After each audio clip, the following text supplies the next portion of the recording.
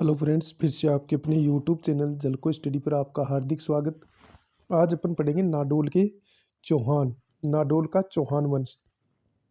शाकंभरी के चौहानों के बाद यह प्रथम चौहान राज्य था। कौन सा? नाडोल।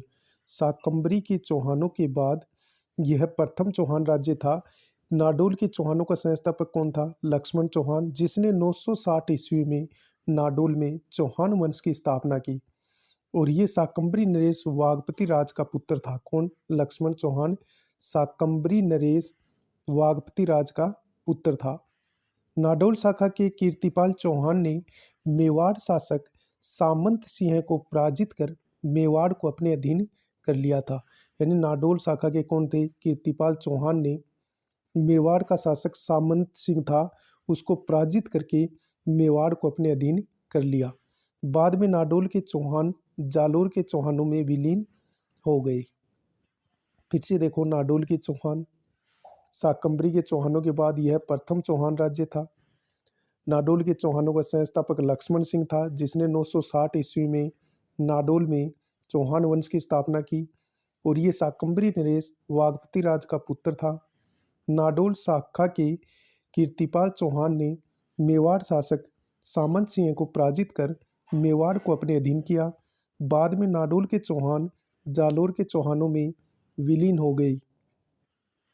अब अपन पढ़ेंगे जालोर के चौहान। अब अपन सर्वप्रथम पढ़ेंगे जालोर के चौहान। जालोर के चौहानों का संस्थापक कौन था? कीर्तिपाल चौहान था। 1181 ईस्वी में इसने जालोर में चौहान वंश की स्थापना की। किसने? कीर्तिपाल चौहान ने।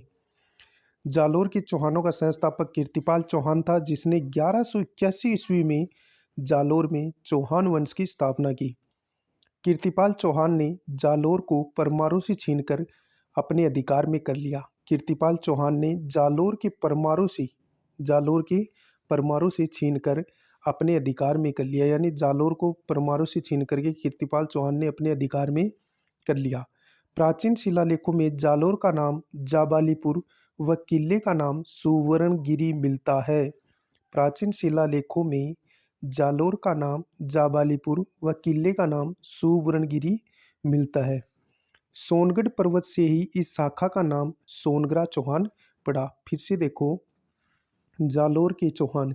जालोर के चौहानों का संस्थापक कीर्तिपाल चौहान था, जिसने जालोर के अंदर 1181 को चौहान वंश की स्थापना की। कीर्तिपाल चौहान ने जालोर को परमारों से छीन करके अपने अधिकार में ले लिया। किसने? कीर्तिपाल चौहान ने। प्राचीन शिलालेखों में जालोर का नाम जाबालीपुर व किले का नाम सुवर्णगिरी मिलता है। जालोर के किले का नाम क्या मिलता है? सुवर्णगिरी। सोनगढ़ पर्वत से ही इस शाखा का नाम सोनगरा चौहान पड़ा था। अब पढ़ेंगे चाचिंग देव। चचिंग देव, ये चचिंग देव था जालोर के चौहानों में। चचिंग देव सर्वप्रथम नासिरुद्दीन मोहम्मद तथा बलबन का समकालीन था। फिर भी दिल्ली के किसी भी सुल्तान ने इसके ऊपर आक्रमण नहीं किया था। ये क्वेश्चन बहुत बार पूछा जाता है कि नासिरुद्दीन मोहम्मद और बलबन का समकालीन शासक कौन था? यानी कि चाचिंग देव चौहान था जालोर का।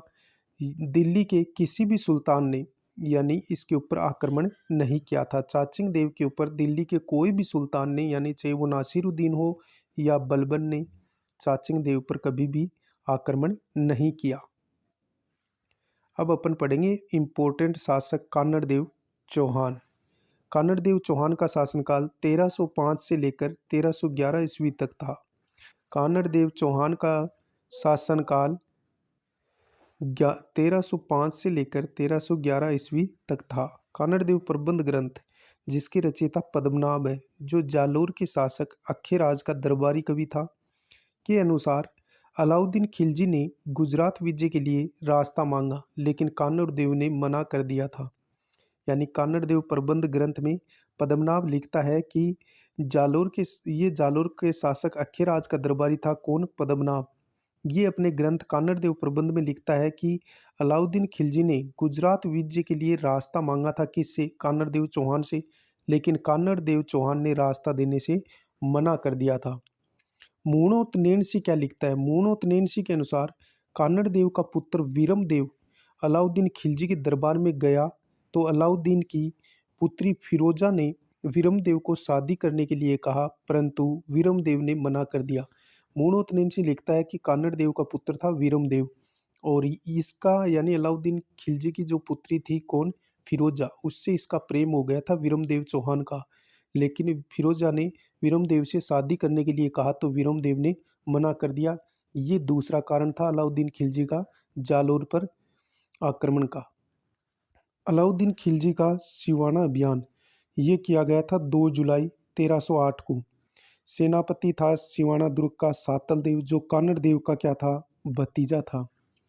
देशद्रोही भांवला पंवार ने किले के पानी में गोमांस मिलाकर अपवित्र कर दिया।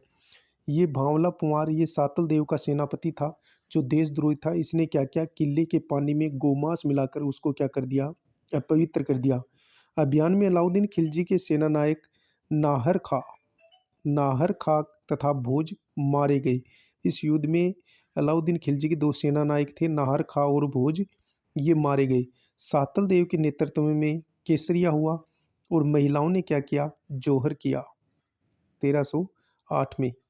फिर से देखिए,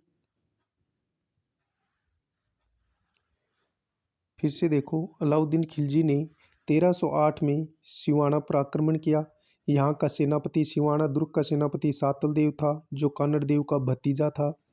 यहाँ इसका सेनापति, सातल देव का सेनापति भांवला पंवार था, जिसने यानी कि इसके सातल देव के साथ विश्वासघात किया और किले के पानी में गोमांस मिलाकर अपवित्र कर दिया। अभियान में अलाउद्दीन खिलजी के सेना नायक कौन थे, नाहर खा और भोज, दोनों मारे गए।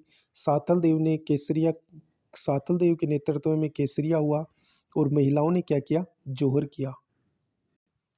फिर क्या होता है, अलाउद्दीन खिलजी ने विजय के बाद सिवाना दुर्ग का नाम खीराबाद रखा।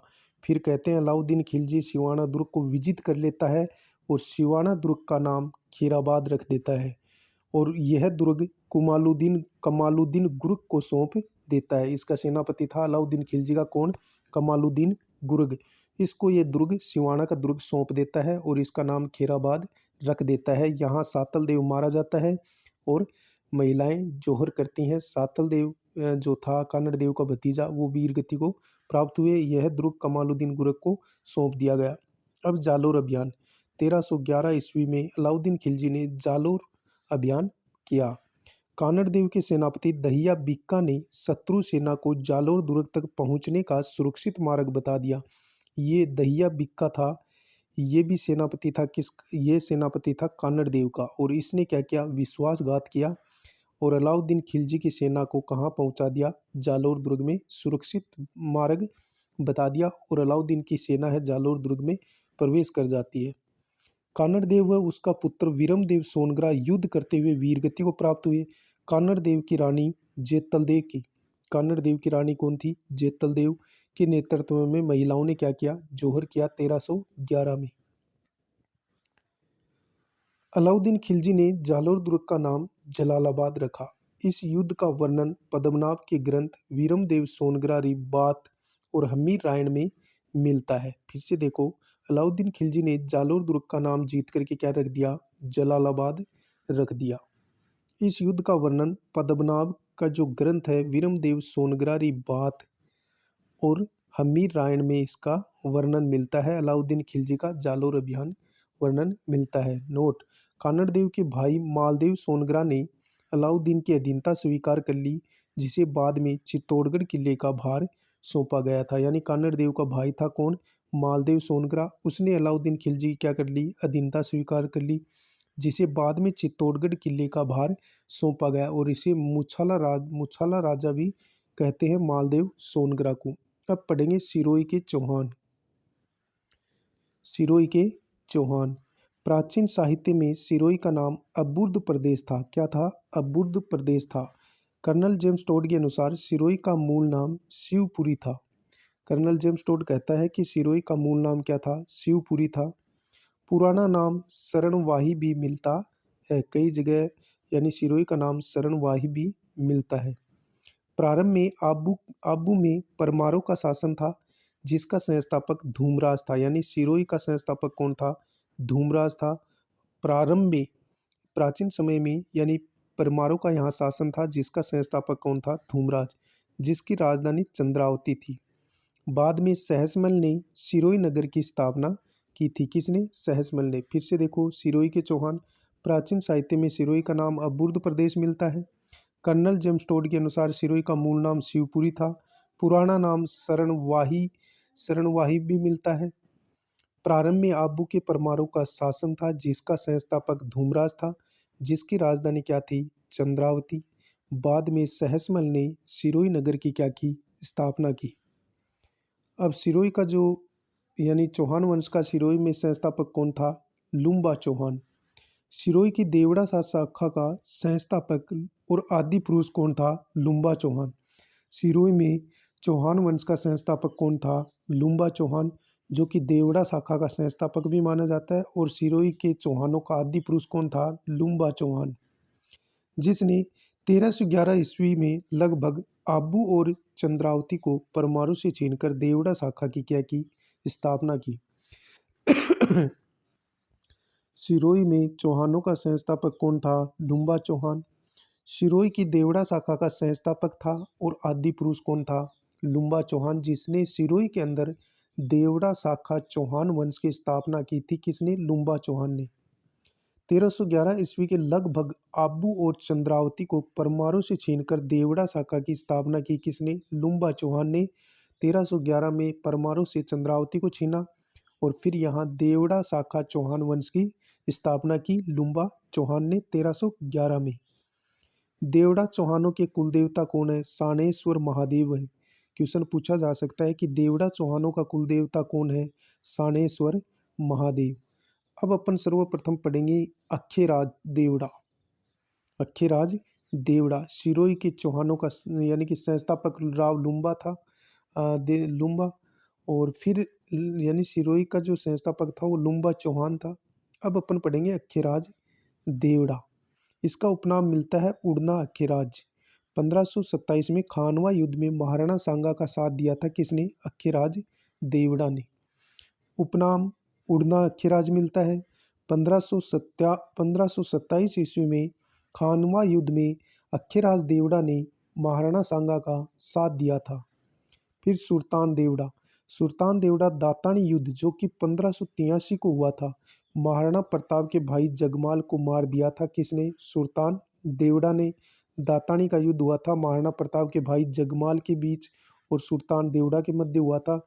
दातानी का युद्ध 1583 अक्टूबर 1583 को, जिसमें महाराणा प्रताप का भाई जगमाल था, उसको सुल्तान देवड़ा ने मार गिराया। अब अगला सिरोही का शासक बनता है शिव सिंह। 11 सितंबर 1883 को ईस्ट इंडिया कंपनी के साथ संधि करने वाला राजस्थान की अंतिम रियासत सिरोही बनी।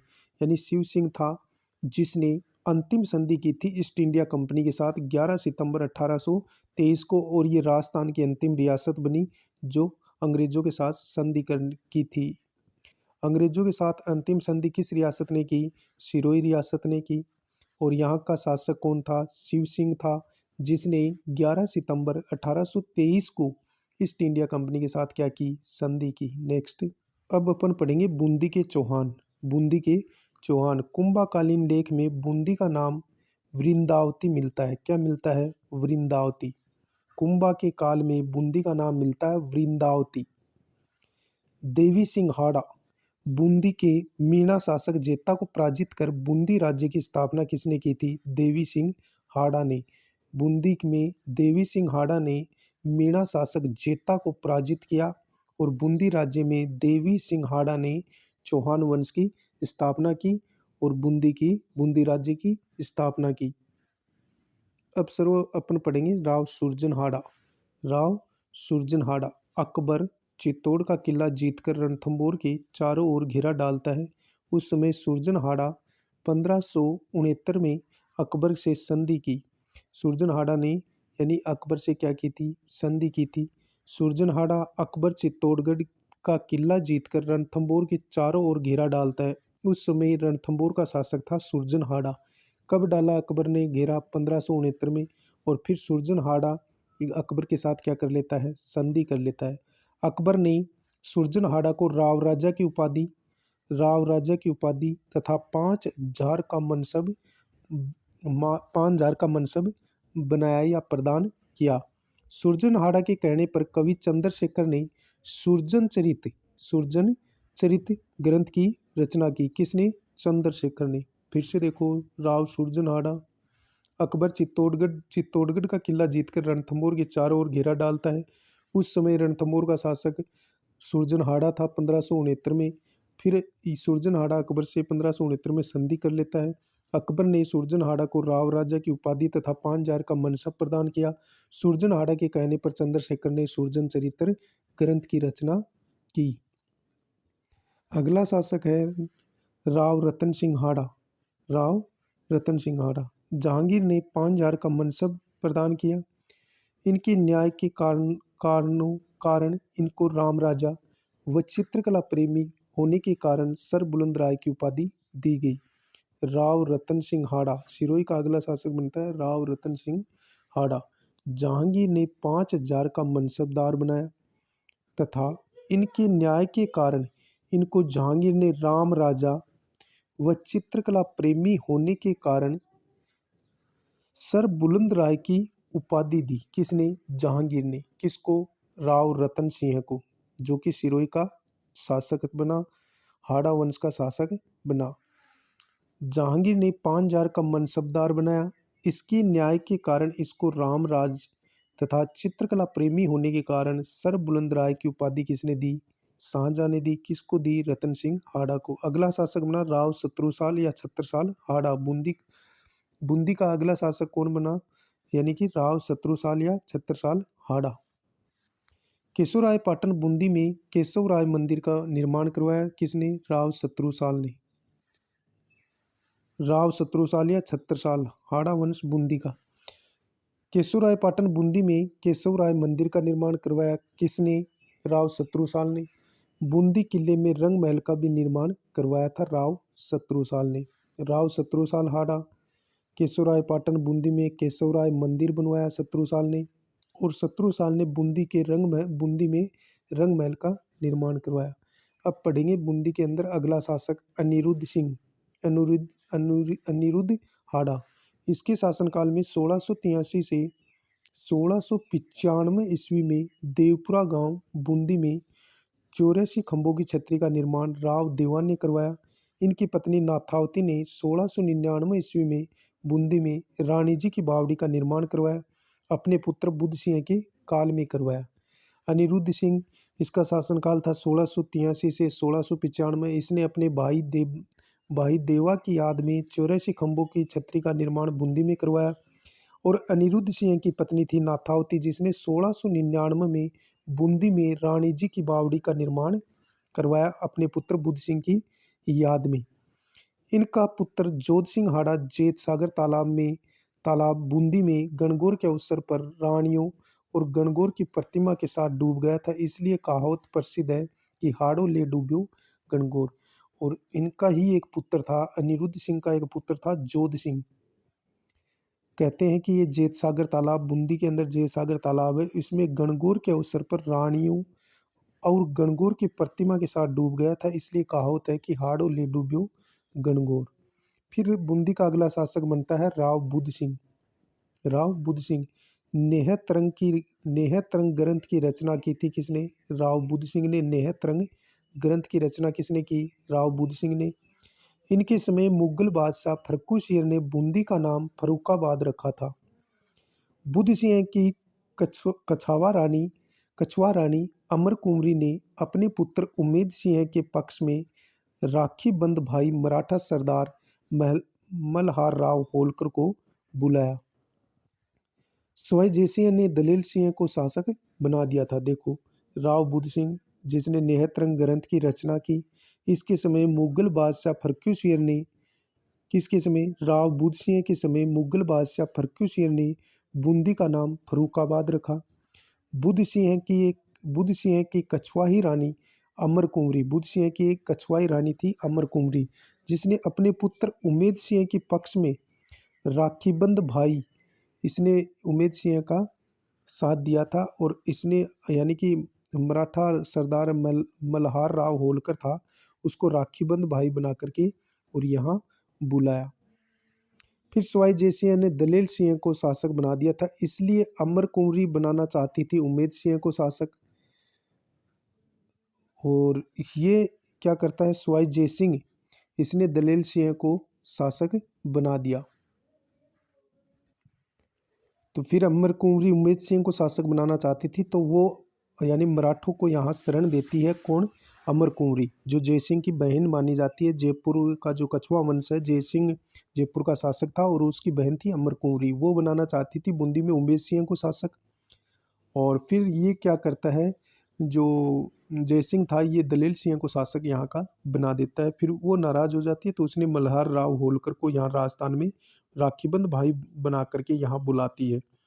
राजस्थान में सर्वप्रथम 18 अप्रैल 1734 को मराठों का प्रवेश बूंदी में हुआ।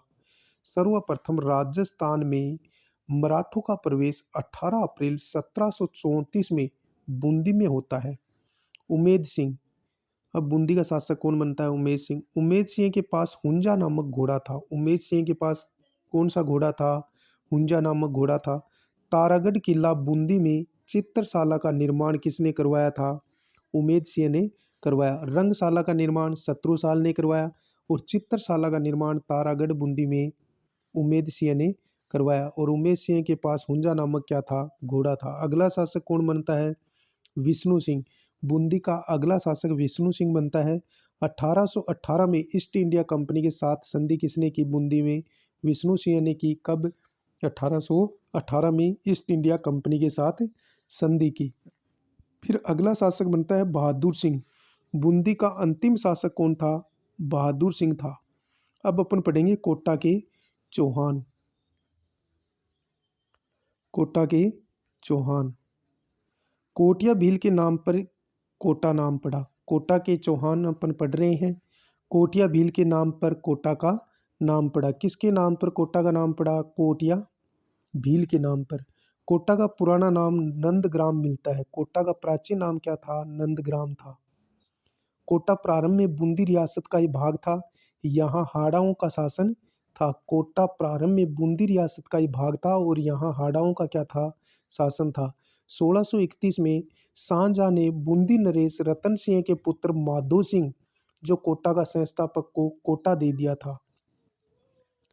1631 में शाहजहां ने बूंदी नरेश रतन सिंह के पुत्र माधो सिंह को कोटा का संस्थापक बनाया और कोटा दे दिया। किसने? शाहजहां ने बूंदी का जो राजा था रतन सिंह, उसका पुत्र था माधो सिंह, उसको कोटा का संस्थापक बना दिया शाहजहां ने 1631 में और उसको कोटा दे दिया। फिर मांगरोल का युद्ध होता है 1821 में। मांगरोल का युद्ध 1821 में होता है। मांगरोल का युद्ध 1821। कोटा महाराव किशोर सिंह द्वितीय व झाला जालिम सिंह, जो कोटा के फौजदार थे, प्रशासक थे, के मध्य कोटा की प्रशासनिक शक्तियों को लेकर 12 के पास मांगरोल का युद्ध हुआ, जिसमें अंग्रेजों ने जालिम सिंह का साथ दिया था। फिर जालिम सिंह युद्ध जीत गया था इसमें और फिर कोटा का प्रशासक बना था। कौन? जालिम सिंह। देखो मांगरोल का युद्ध हुआ 1821 में। कोटा महाराव किशोर सिंह द्वितीय, कोटा का महाराव था किशोर सिंह द्वितीय व झाला जालिम सिंह, यानी जो कोटा के फौजदार थे, इनके मध्य ये युद्ध होता है। और प्रशासनिक शक्तियों को लेकर 12 के पास मांगरोल का ये युद्ध हुआ, जिसमें अंग्रेजों ने जालिम सिंह का साथ दिया। और मांगरोल का युद्ध 1821 में हुआ। किस किस के मध्य? किशोर सिंह द्वितीय और झाला जालिम सिंह के मध्य, जिसमें झाला जालिम सिंह का अंग्रेजों ने क्या दिया? साथ दिया। जालिम सिंह युद्ध जीतने के बाद कोटा प्रशासन का सर्वा बन गया। यानी फिर जालिम सिंह युद्ध जीतने के बाद में कोटा का प्रशासन जालिम सिंह के हाथ आ गया। यानी कि प्रशासन का सर्वा बन गया। कौन? जालिम सिंह। 1838 में झाला मदन सिंह, जो जालिम सिंह का पोता था, को अंग्रेजों ने कोटा रियासत के 17 परगने देकर झालावाड़ रियासत बना दी, जिसकी राजधानी झालराय पाटन रखी। फिर 1838 में झाला मदन सिंह यानी जो कि झाला जालिम सिंह का पोता था, को अंग्रेजों ने कोटा रियासत से 17 परगने देख करके झालावाड़ नामक नई रियासत बना दी, जिसकी राजधानी झालरायपाटन रखी। नोट: अंग्रेजों द्वारा बनाई गई राजस्थान की अंतिम रियासत झालावाड़ थी। तो ये था अपना चौहान वंश, ये होता है अपना कंप्लीट। और अब शायद यानी कि इस चौहान वंश को पढ़ने के बाद में आपका कोई भी क्वेश्चन चौहान वंश से गलत होने वाला नहीं है। मिलते हैं नेक्स्ट वीडियो में, तब तक के लिए जय हिंद जय भारत। वीडियो को लाइक ज़रूर किया करो।